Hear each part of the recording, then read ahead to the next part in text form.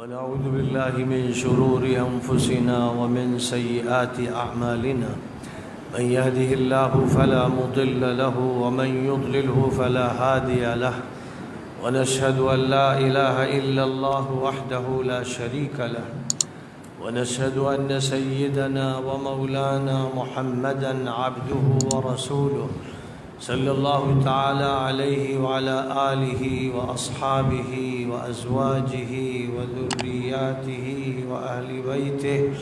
وبارك وسلم تسليما كثيرا كثيرا. أما بعد فأعوذ بالله من الشيطان الرجيم. بسم الله الرحمن الرحيم. وإذ قال ربك للملائكة إني جاعل في الأرض خليفة. وقال تعالى يا داود إنا جعلناك خليفة في الأرض فاحكم بين الناس بالحق ولا تتبع الهوى ويضلك عن سبيل الله. وقال تعالى وعد الله الذين آمنوا منكم وعملوا الصالحات ليستخلفنهم في الأرض كما استخلف الذين من قبلهم وليمكنن لهم دينهم الذي ارتضى لهم وليبدلنهم من بعد خوفهم أمنا يعبدونني لا يشركون بي شيئا. وقال تعالى قل اللهم مالك الملك تؤتي الملك من تشاء وتنزع الملك ممن تشاء وتعز من تشاء وتذل من تشاء بيدك الخير إنك على كل شيء قدير. وقال تعالى إن الملوك إذا دخلوا قرية أفسدوها وجعلوا أعزة أهلها أذلة وكذلك يفعلون. وقال تعالى لمن الملك اليوم لله الواحد القهار. وقال تعالى الحمد لله رب العالمين الرحمن الرحيم ملك يوم الدين مالك يوم الدين. وقال تعالى قل أعوذ برب الناس ملك الناس إله الناس من شر الوسواس الخناس الذي يوسوس في صدور الناس من الجنة والناس. صدق الله العظيم.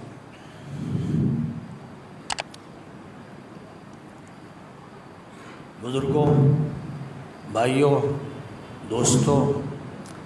جامعہ سید احمد شہید کے طالب علموں، آج جامعہ سید احمد شہید کی اس جامع مسجد میں جو پروگرام منعقد ہو رہا ہے عشرہ محرم کے ایک دن میں، اس کی ایک شب میں، اس کا عنوان خلافت راشدہ یا ملوکیت رکھا گیا ہے۔ عام طور پر محرم کے ان ایام میں جو جلسے رکھے جاتے ہیں وہ شہدائے اسلام کے عنوان سے رکھے جاتے ہیں۔ وہ عنوان بھی صحیح ہے اور شہدائے اسلام کی بڑی تعداد ہے، تاریخ روشن ہے، ان کے خون سے رنگین ہے۔ حضرت سمیہ رضی اللہ تعالی عنہ اسلام کے راستے میں شہید ہونے والوں میں اولیت رکھتی ہیں، اور جنگ بدر میں جو شہداء ہوئے، جنگ احد میں جو حضرات شہید ہوئے، جن میں سر فہرست نام نامی سید الشہداء حضرت حمزہ رضی اللہ تعالی عنہ کا ہے۔ حضرت مصعب ابن عمیر شہید ہوئے، انس ابن النضر شہید ہوئے، اور 70 صحابہ شہید کیے گئے۔ جنگ خندق میں جو لوگ شہید ہوئے، اور پھر دیگر غزوات میں اور جنگوں میں حضور اکرم صلی اللہ علیہ وسلم کے ساتھ یا الگ اپنی پلٹن لے کر اپنے لشکر کو لے کر جب وہ کسی علاقے میں گئے اور جہاد کیا تو ان میں جو شہید ہوئے وہ سلسلہ دراز ہوتا چلا گیا، لیکن تاریخ اسلامی کی جس شہادت نے پوری تاریخ کو رنگین کر دیا ہے، امت کو دوراہے پر کھڑا کر دیا، امت کو فرقوں میں بانٹ دیا، امت میں ایسی جنگ برپا کر دی جو ختم ہونے کا نام نہیں لے رہی ہے۔ وہ محرم کی 10 تاریخ کو سن 60 گزرا، اس کا ماہ ذی الحجہ گزرا، نیا سال شروع ہوا، اور اس کی 10 تاریخ کو جو شہادت کربلا کے میدان میں ہوئی ہے، یہ کیونکہ حضور پاک علیہ الصلاۃ والسلام کے جگر گوشوں کی شہادت تھی۔ یہ در حقیقت ایسا تھا کہ جیسے حضور صلی اللہ علیہ وسلم کو نشانہ بنایا جائے اور آپ کا کلیجہ چھلنی کر دیا جائے، آپ کے سینے پہ وار کیے جائیں، آپ کی پیٹھ میں خنجر گھونپا جائے، آپ کے خاندان کو نیست و نابود کیا جائے، آپ کی تاریخ کو مٹایا جائے، آپ نے جو جنگ بدر لڑی، جنگ احد لڑی، جنگ خندق لڑی، اس کا انتقام لیا جائے۔ یہ وہ تاریخی موڑ ہے جس تاریخی موڑ نے اس امت کی کمر توڑ دی، اس امت کو اس بری طرح بانٹا کہ ایک ایسی مستقل جنگ شروع ہوئی ہے جس جنگ کے نتائج ہماری پوری تاریخ نے اتنے بھیانک دیکھے کہ ہلاکو اور چنگیز خان نے جو جنگ چھیڑی اور لاکھوں مسلمانوں کو شہید کیا، وہ جنگیں بھی ان جنگوں کے مقابلے میں ہلکی ہیں، کیونکہ وہ جنگیں ایسی تھیں جن میں مسلمان شہید ہوئے، مسلمانوں میں فرقے نہیں ہوئے بلکہ مسلمانوں میں اور اتحاد پیدا ہوا، مسلمانوں میں آپس میں ایک دوسرے کے ساتھ تعاون وجود میں آیا۔ ایک دشمن تھا، اسلام کا دشمن، نبی کا دشمن، اللہ کا دشمن، جس سے لڑائی تھی، لیکن محرم کی 10 تاریخ کو جو لڑائی چھڑی گئی، اس سے پہلے سن 35 سے 40 تک جو لڑائی چھیڑی گئی اور اس کے بعد جو واقعات وجود میں آتے رہے، وہ اتنے بھیانک، اتنے المناک، وہ ایسے ہیں، اتنے منحوس ہیں کہ انہوں نے ہماری تاریخ تباہ کر دی، امت کو توڑ دیا، قرآن کو محرف کر دیا، حدیثوں میں تحریفات کا دروازہ کھول دیا، تاریخ میں تحریفات کے اس طرح کے واقعات پیش آئے کہ جن کا پھر علاج نہیں ہو سکا، اور وہی جنگ ہے جس کے نتیجے میں آج 7-8 سال سے شام میں جنگ ہو رہی ہے، اس سے پہلے عراق میں جنگ ہوئی، یمن میں ہو رہی ہے، اور لبنان میں ہوتی رہی۔ یہ سمجھیے کہ عراق میں تقریباً 15 لاکھ، سیریا میں 12 لاکھ، یمن میں ہزار افراد کی شہادتیں ہوئی ہیں، اور یہ سب اسی جنگ کے شاخسانے ہیں، یہ سب اسی ملعون و منحوس تاریخ کے نتائج ہیں۔ تو بہرحال شہداء اسلام کا جو عنوان ہے، اس عنوان میں سب سے بڑا عنوان جس کو لوگ سمجھ نہیں پاتے، وہ خلط مبحث کرتے ہیں، سب سے بڑا عنوان جس نے سب سے زیادہ مسلمانوں کا امتحان لیا، جس نے سب سے زیادہ نبی پاک علیہ الصلاۃ والسلام کے مشن کو نقصان پہنچایا، جس نے سب سے زیادہ اس ملت میں رخنا ڈالا، جس نے سب سے زیادہ اس امت کے سرمایہ کو تباہ کیا، وہ جنگ ہے جو محرم کی 10 تاریخ کو سید الشباب اہل الجنہ کے خلاف اور ان کے خاندان کے افراد کے خلاف، یعنی رسول پاک علیہ الصلاۃ والسلام کے جگر گوشوں کے خلاف چھیڑی گئی۔ ظاہر ہے کہ ادنا سے ادنا مسلمان بھی یہ احساس رکھتا ہے کہ نبی صلی اللہ علیہ وسلم کے محبوب نواسے، چہیتے نواسے، لاڈلے نواسے، جن کو آپ اپنے دنیا کے پھول کہتے تھے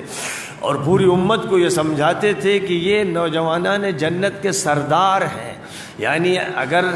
دنیا تمہیں اچھی گزارنی ہے تو ان کی سیادت کو قبول کرنا ہے، آخرت میں تمہیں سرخروئی چاہیے تو ان کی سیادت میں رہنا ہے۔ یہ نبی نے پوری امت کو سبق پڑھایا، اور امت نے زبانی طور پر یہ سبق تو یاد رکھا کہ ہر جمعے کے خطبے میں بہت کثرت کے ساتھ یہ بات کہی جاتی ہے کہ سیدہ شباب اہل الجنہ الحسن والحسین، سیدۃ النساء اہل الجنہ فاطمہ،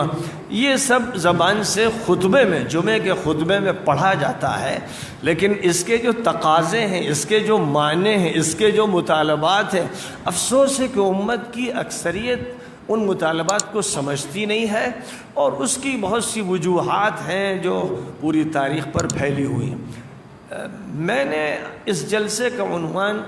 خلافت راشدہ یا ملوکیت اس لیے رکھا کہ خلافت راشدہ کے بعد جو دور ملوکیت شروع ہوا، نبی اکرم صلی اللہ علیہ وسلم نے پوری امت کو اس کے بارے میں متنبہ فرما دیا تھا۔ آپ نے اپنی زبان مبارک سے حدیثوں میں پوری وضاحت اور صراحت کے ساتھ بیان کر دیا تھا کہ مسلمانوں کا موقف کیا ہونا ہے۔ تو اب قبل اس کے کہ اس موقف کا تذکرہ ہو، آپ کو یہ بات جاننی چاہیے کہ اللہ تعالیٰ نے قرآن پاک کی سورہ بقرہ میں حضرت آدم علیہ السلام جو تمام انسانوں کے جد امجد ہیں کا جب تذکرہ فرمانا چاہا تو سب سے پہلے اپنی بارگاہ عالی میں اور مقربین بارگاہ فرشتوں کے درمیان، جو سب سے بلند اور بالا فرشتے ہیں اور اللہ کے مقرب ہیں، ان سے یہ بات فرمائی تھی کہ میں زمین میں اپنا ایک نمائندہ طے کرنے جا رہا ہوں، انی جاعل فی الارض خلیفہ، میں زمین میں ایک خلیفہ بنانے جا رہا ہوں۔ خلیفہ نمائندہ کو کہتے ہیں، خلیفہ نیابت کرنے والے کو کہتے ہیں، خلیفہ ریپریزنٹیٹیو کو کہتے ہیں، اور جس کی وضاحت پھر اللہ تعالیٰ نے قرآن پاک کی بہت سی آیات میں فرمائی کہ میں اپنا ایک ایسا نمائندہ متعین کرنے جا رہا ہوں روئے زمین پر۔ بے شمار کرے ہیں، سیارے ہیں، کہکشائیں ہیں، ستارے ہیں، ان گنت ہیں، ان میں نے کرہ ارضی کا انتخاب کیا ہے،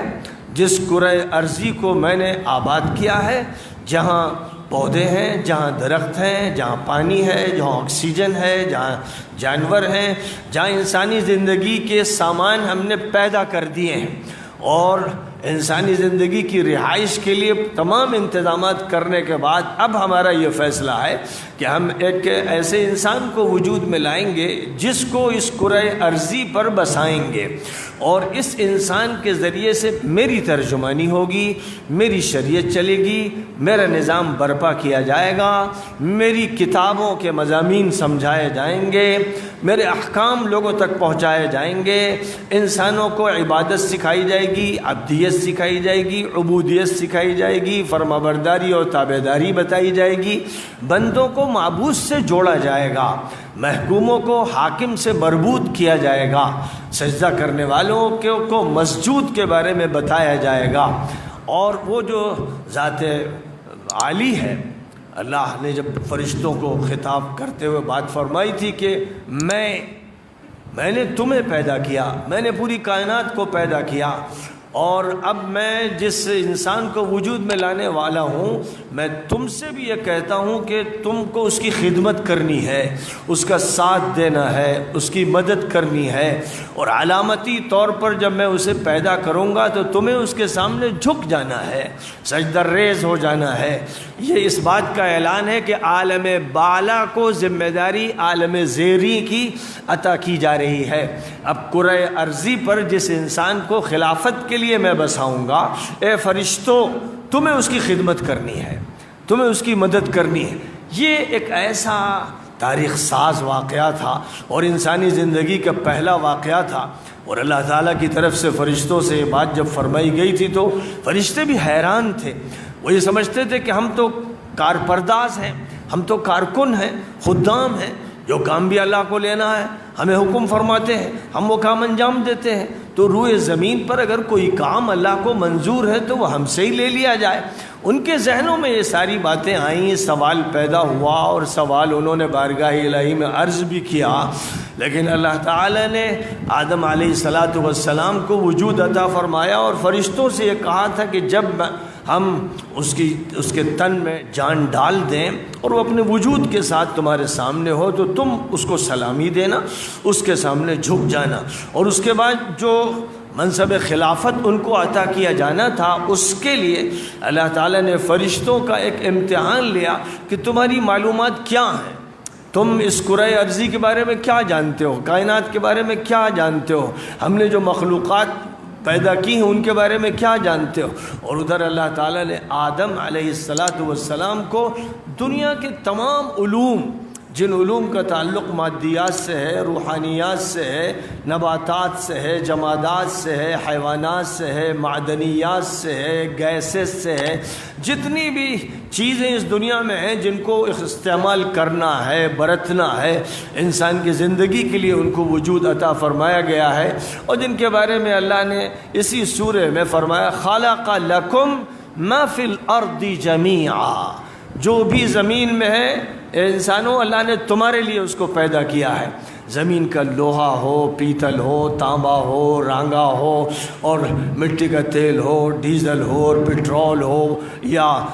زمین کے اندر کی بہت اعلیٰ قسم کی دھاتیں ہوں، سونا ہو، چاندی ہو اور دیگر دھاتیں ہوں، یا سیال مادے ہوں، جو کچھ بھی ہے زمین کے اندر ہے، اوپر ہے، فضاؤں میں ہے، اللہ تعالیٰ نے قرآن کی سورہ بقرہ میں آدم علیہ السلام کے تذکرے کے سیاق و سباق میں یہ بات ارشاد فرمائی کہ خلق لکم ما فی الارض جمیعا، جو بھی اس زمین میں ہے تمہارے لیے پیدا کیا گیا ہے۔ اس کا مطلب یہ ہوا کہ یہ ذمہ داری اللہ نے آدم پر ڈالی، ان کی اولاد پر ڈالی، اور ان کے بعد ہونے والے خلفاء پر ڈالی، تا قیامت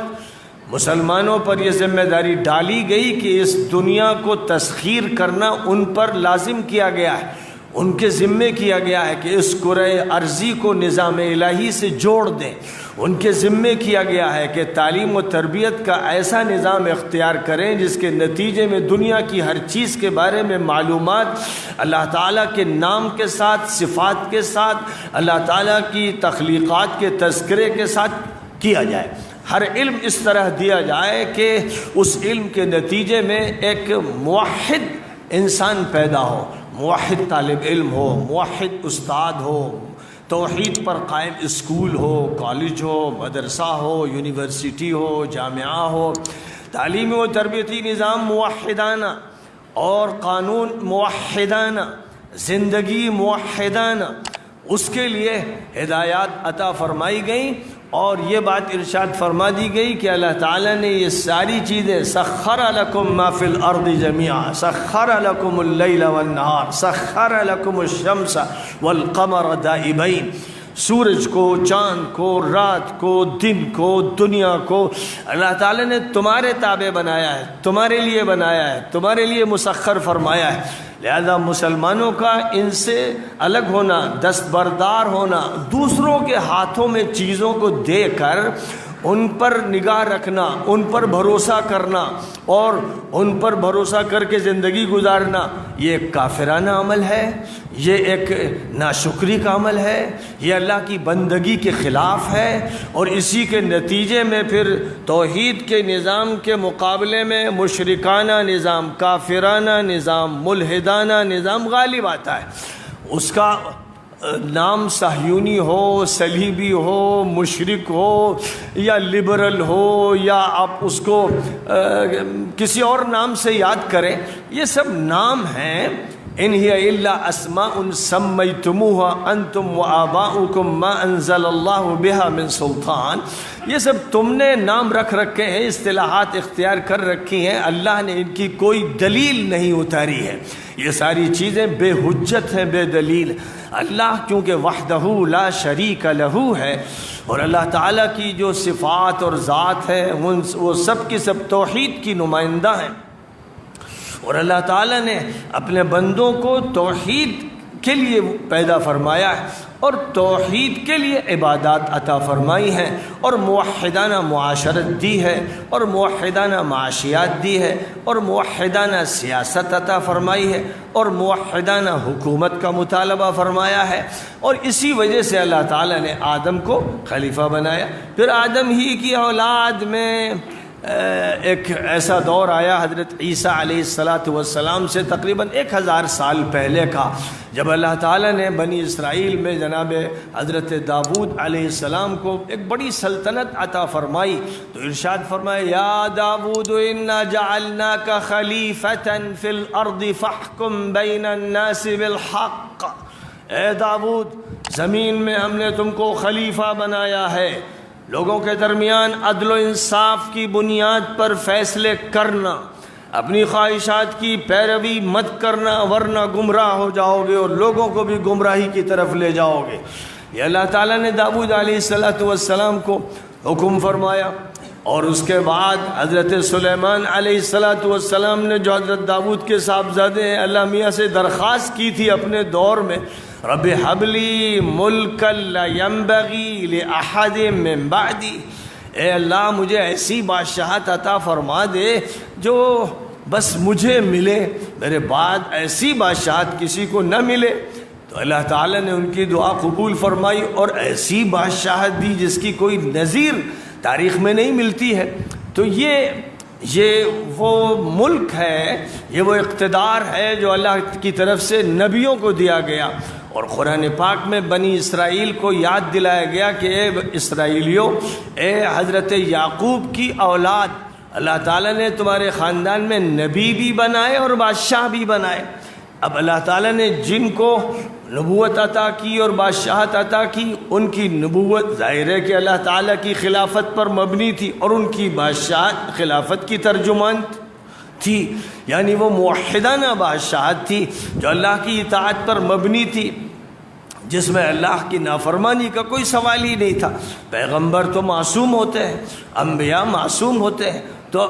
قرآن پاک ان کی معصومیت کا تذکرہ کرتا ہے، حدیثیں ان کی معصومیت کا تذکرہ کرتی ہیں، اور ان کی معصومیت اس لیے ضروری ہے کہ ان کو اپنی قوموں کے لیے حجت بنایا جاتا ہے۔ اگر خود ان کی ذات مشکوک ہو اور مشتبہ ہو تو پھر وہ حجت کیسے بن سکتے ہیں؟ ان کا ہر قول اور عمل ایسا ہونا چاہیے کہ اس کو سکہ رائج الوقت مانا جائے، اس کو حجت تسلیم کیا جائے، اور چونکہ ان کی یہ حیثیت ہوتی ہے اس لیے اللہ تعالیٰ نے فرمایا وَمَا أَرْسَلْنَا مِن رَّسُولٍ إِلَّا لِيُطَاعَ بِإِذْنِ اللَّهِ، جو بھی پیغمبر ہم نے بھیجا پوری تاریخ انسانی میں اس کو اسی لیے بھیجا کہ اس کی بات مانی جائے، اور اس کے لیے جو یہ حکم فرمایا گیا وہ اللہ کی طرف سے ہوا، اللہ کا یہ فیصلہ ہے، اللہ نے یہ حکم فرمایا ہے کہ میرے پیغمبر کی بات مانو، کیونکہ میرا پیغمبر وہی ہوتا ہے جو میرا پیغام پہنچاتا ہے، وہ میرا نمائندہ ہوتا ہے، وہ میرا قاصد ہوتا ہے، وہ میرا فرستادہ ہوتا ہے، وہ میرا میسنجر ہوتا ہے، وہ اپنے من سے نہیں کہتا۔ یہ بات حضرت محمد صلی اللہ علیہ وسلم سے ہی متعلق نہیں ہے، ہر پیغمبر سے متعلق یہی بات ہے کہ وہ اللہ کی نمائندگی کرتے ہوئے اللہ کا پیغام لوگوں تک منتقل کرتا ہے، یہ اس کی ذمہ داری ہے۔ آخری نبی صلی اللہ علیہ وسلم کے بارے میں جب یہ فرمایا گیا کہ ما ينطق عن الهوى ان هو الا وحی یوحى، وہ اپنی خواہشات سے بات نہیں کرتے ہیں، اللہ کا پیغام ہے جس کو منتقل کیا جاتا ہے اور وہ لوگوں تک اس کو منتقل کرتے ہیں۔ لہذا پیغمبر کا یہ جو کام ہے، یہی کام ابراہیم علیہ السلام کا تھا، یہی کام ہود علیہ السلام کا، صالح علیہ السلام کا، شعیب علیہ السلام کا، لوط علیہ السلام کا، جتنے انبیاء کرام کے قرآن پاک میں نام لیے گئے ہیں اور جن کے نہیں لیے گئے، منہم من قصصنا علیک ومنہم من لم نقصص علیک، جن کا نام بنام تذکرہ ہے اور جن کا بے نام کے تذکرہ ہے، وہ سب حجت تھے، وہ سب معصوم تھے، اور وہ سب اللہ کے فرستادے تھے، اور اللہ کی وحی ان کے پاس آتی تھی، اور جب وہ قانون بتاتے تھے تو وحی الہی کی بنیاد پر بتاتے تھے۔ ہاں اپنی بشری زندگی کی کوئی بات بھی ان سے صادر ہوتی تھی، کوئی بات بھی کہتے تھے تو وہ ایک انسانی زندگی کے ناطے اور انسانی حیثیت کے ناطے فرماتے تھے۔ اب اللہ تعالیٰ کو اگر اسے قبول قبول کرنا ہوتا تھا یا اس کو قانون بنانا ہوتا تھا تو وحی الہی اس کی تائید کر دیتی تھی، اور اگر اللہ کا کو یہ منظور ہوتا تھا کہ یہ ان کی اپنی ذاتی بات ہے اور یہ صحیح نہیں ہے تو اللہ کی طرف سے متنبہ فرما دیا جاتا تھا، ٹوک دیا جاتا تھا، اور یہ فرما دیا جاتا تھا کہ فلاں فیصلہ صحیح نہیں ہے، یہ فیصلہ آپ کو کرنا ہے۔ تو اللہ تعالیٰ نے پیغمبروں کو جو مقام عطا فرمایا ہے وہ خلافت ارضی کا مقام ہے، اور جن کو اللہ تعالیٰ نے ملوکیت سے نوازا یعنی اقتدار سے نوازا، جس اقتدار کا اصل مالک اللہ ہے، ملک یوم الدین اور ملک الناس، اور لمن الملک اليوم للہ الواحد القہار، اور قل اللہم مالک الملک، اللہ تعالیٰ کی طرف جو جس اقتدار کی نسبت کی گئی ہے وہ تو اس کے شایان شان ہے اور اسی کے لیے سزاوار ہے، اور حقیقی اقتدار صرف اور صرف اللہ کا ہے۔ اس دنیا میں اللہ وقتی طور پر اور مجازی طور پر اقتدار عطا فرماتا ہے، اور یہ اقتدار امتحان کے لیے ہوتا ہے، خلافت بھی امتحان کے لیے ہے اور اقتدار بھی امتحان کے لیے ہے، اور دونوں میں بنیادی طور پر جو بات مطلوب ہے کہ اقتدار کا ناجائز استعمال نہ کیا جائے، اقتدار کی بنیاد پر ظلم نہ ہونے دیا جائے، اقتدار کے ساتھ لوگوں پر زیادتی نہ کی جائے، اقتدار کا استحصال نہ کیا جائے، اقتدار کی بنیاد پر مال پر قبضہ نہ کیا جائے، اور اقتدار کی بنیاد پر انسانوں کے درمیان مقدمات کے فیصلے حق کے خلاف نہ کیے جائیں۔ اقتدار اللہ کی طرف سے امتحان کے طور پر عطا فرمایا جاتا رہا، فرمایا جا رہا ہے، فرمایا جاتا رہے گا۔ ملوکیت اللہ تعالیٰ کی طرف سے ملتی رہی، بادشاہ بنائے جاتے رہے، لیکن اسی شرط کے ساتھ کہ وَمَا خَلَقْتُ الْجِنَّ وَالْإِنسَ إِلَّا لِيَعْبُدُونَ، میں نے جنوں اور انسانوں کو صرف اور صرف اس لیے بنایا ہے کہ وہ میری تابع داری کریں، میری بات مانیں، میری فرما برداری کریں۔ تو عبادت اور طاعت یہ اصل مقصود ہے، حاکم ہو یا محکوم ہو، ملک ہو یا مملوک ہو، خلیفہ ہو یا مستخلف فی ہو، جو بھی انسان ہو، ہر انسان کے بارے میں یہ بات ارشاد فرما دی گئی، اور جنوں کے بارے میں بھی ارشاد فرما دی گئی، اور یہی معاملہ فرشتوں کے ساتھ بھی ہے، اور پوری کائنات کو بھی اللہ تعالیٰ نے اسی حیثیت سے وجود عطا فرمایا ہے کہ سب کے سب اللہ کے تابع ہیں، اور انسان کو شعوری طور پر اور جنوں کو شعوری طور پر تابع بنا دیا گیا ہے، اور یہ کہہ دیا گیا ہے کہ مقصد حیات عبادت اور طاعت ہے۔ لہذا اسی طاعت کے سلسلے میں یہ فرمایا گیا یا ایھا الذین آمنوا اطیعوا اللہ واطیعوا الرسول واولی الامر منکم، اے ایمان والو اللہ کی اطاعت کرو اور پیغمبر کی اطاعت کرو، اور اللہ اور رسول کی طرف سے جن کو ذمہ دار بنایا جائے ان کی اطاعت کرو، اور چونکہ جن کو ان کی طرف سے ذمہ دار بنایا جائے گا یا بنایا گیا وہ معصوم نہیں ہے، اس لیے فَإِن تَنَازَعْتُمْ فِي شَيْءٍ، اگر ان سے تمہارا اختلاف اور جھگڑا ہو تو فَرُدُّوهُ إِلَى اللَّهِ وَالرَّسُولِ، تو پھر مسئلے کو اللہ اور رسول کی عدالت میں لے جاؤ، یعنی قرآن اور حدیث کی روشنی میں مسئلے کو حل کرو تاکہ حق واضح ہو جائے۔ چونکہ اللہ اور رسول کے علاوہ صحابی معصوم نہیں، تابعی معصوم نہیں، تبع تابعی معصوم نہیں، امام فقی معصوم نہیں، امام محدث معصوم نہیں، کوئی بھی معصوم نہیں۔ یہ عصمت کا مقام صرف اور صرف نبی کے لیے ہے، اور چونکہ اللہ تعالیٰ کی طرف سے یہ بات طے کر دی گئی ہے اس لیے اچھی طرح سے حق کو سمجھ لینا چاہیے کہ اسلام میں اللہ کی طرف سے کتاب اللہ اور سنت رسول اللہ صلی اللہ علیہ وسلم کو حجت بنایا گیا ہے، اور یہ نبی صلی اللہ علیہ وسلم نے ارشاد فرمایا ایک وصیت کے طور پر جو اپنی امت کو آپ نے فرمائی تھی کہ ترکت فیکم امرین لن تضلوا ما تمسکتم بہما کتاب اللہ و سنتی، دو چیزیں میں نے تمہارے درمیان چھوڑی ہیں، اگر ان کو مضبوطی سے تھامے رہو گے تو ہرگز اور ہرگز گمراہ نہیں ہوگے، ایک اللہ کی کتاب اور ایک میری سنت، میرا طریقہ، میری بات، میرا عمل،